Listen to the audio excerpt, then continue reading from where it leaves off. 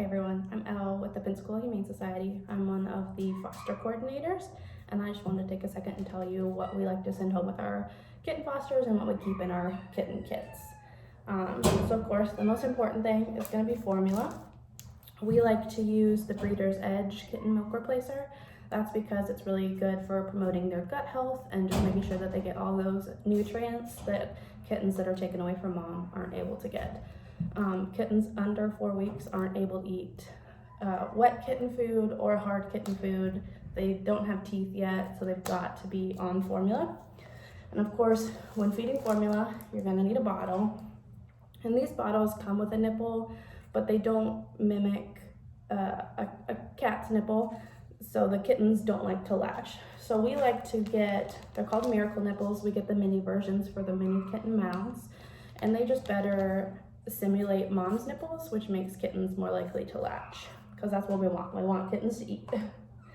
Then as kittens get a little bit older, we start to feed them a gruel, and gruel is wet kitten food mixed with formula, so they can learn to start chomping as they start to get those teeth in.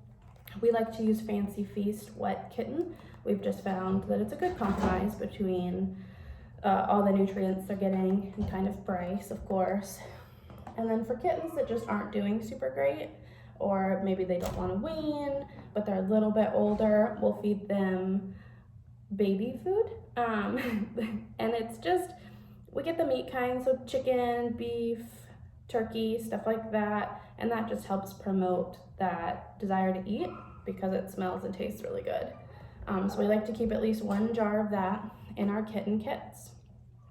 And then everyone's also going to get sent home with baby wipes. That's because just like real babies, kittens are messy.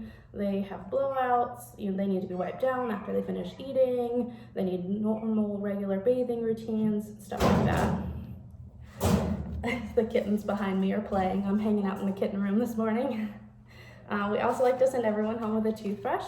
That's because as kittens are nursing, you can take the toothbrush and just run it along them. It helps simulate mom's tongue and just makes them feel better, helps their muscles condition, stuff like that. 2 of the most important things we can do for kittens is keep an eye on their temperature and their weight. It's really, really important to make sure that kittens are at the proper temperature. You never want to feed a kitten that's too cold or too hot. Their body will stop processing food correctly. So we try to send everyone home with a heating pad, rice packs, or this is a Snuggle Safe. These things are awesome. They can stay warm for like 9 hours. So you stick them in the microwave for like 10 minutes, and then you just check it every couple hours to make sure it's staying at the temperature you need.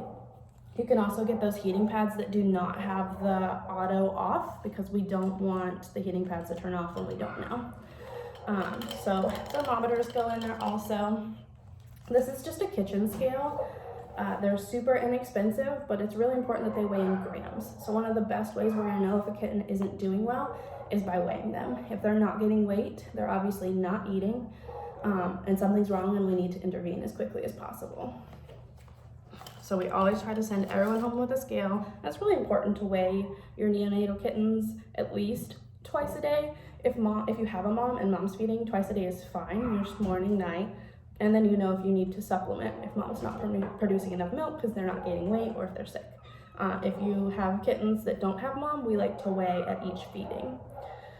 And then we also love to send fleece blankets home with everyone, just because they're easy to wash, they're inexpensive, super great. We also really love these top open cat carriers.